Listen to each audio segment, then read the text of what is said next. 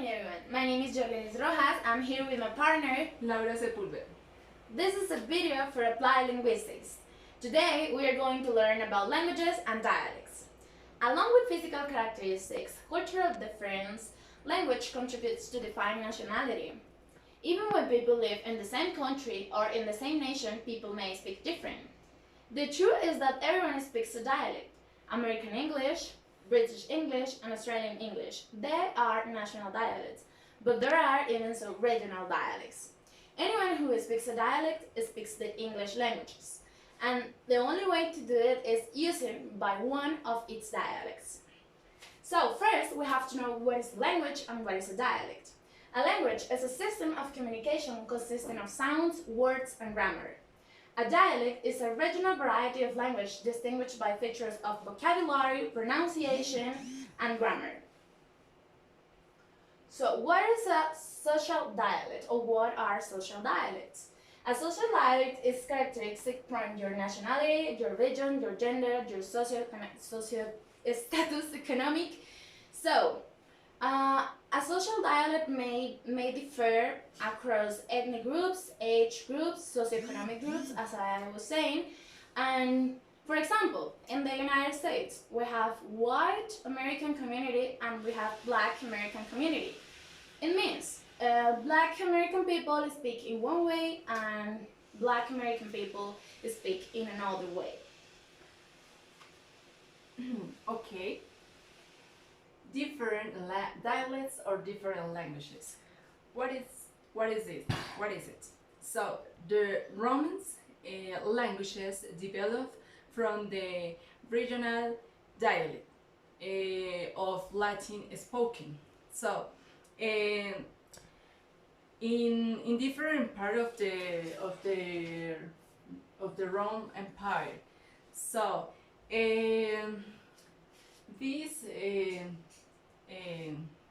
dialects eventually give rise to Italian, French, Portuguese, Romance, and Spanish. So certain inherits about features of grammar, pronunciation, and vocabulary.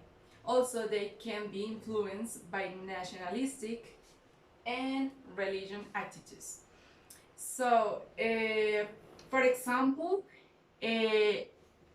Hindus in northern India speak Hindi, while Muslims speak Urdu. So, Hindi and Urdu constitutes a single language called Hindustani.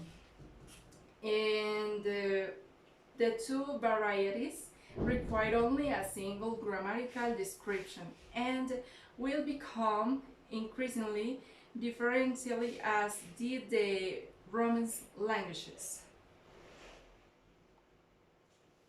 Well, what is a standard variety? Here, there are an example. American English is divided in Boston English, New York City, Texas English, and Standard American English. These are too different from one other to be the same language variety. So,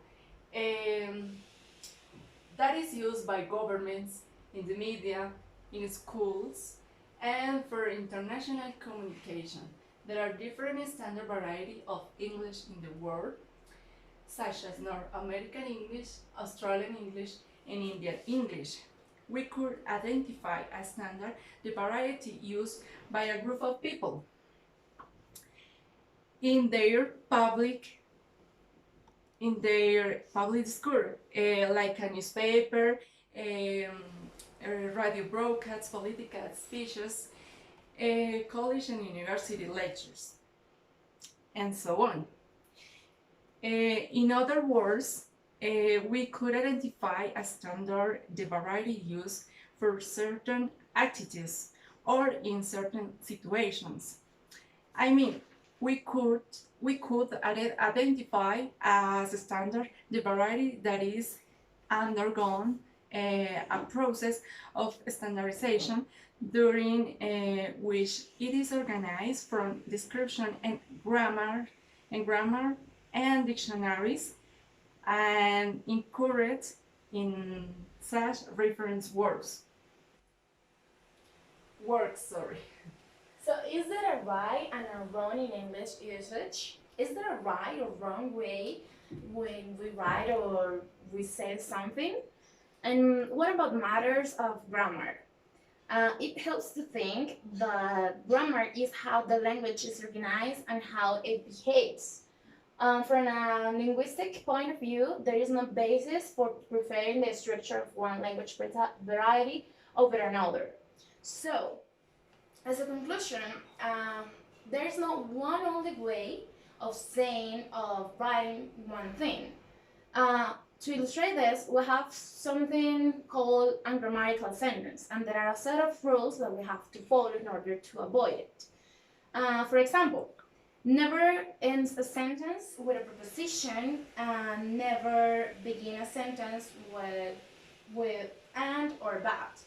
So there is not one only way of writing, of saying something, referring to the dialects. And yeah, that's it. Thank you for your attention. This is our biography. So we use the biography.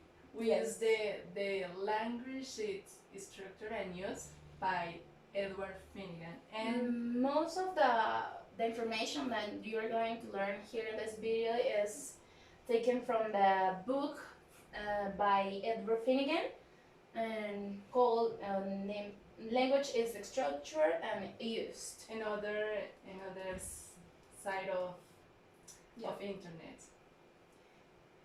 Thank you. Thank you so much.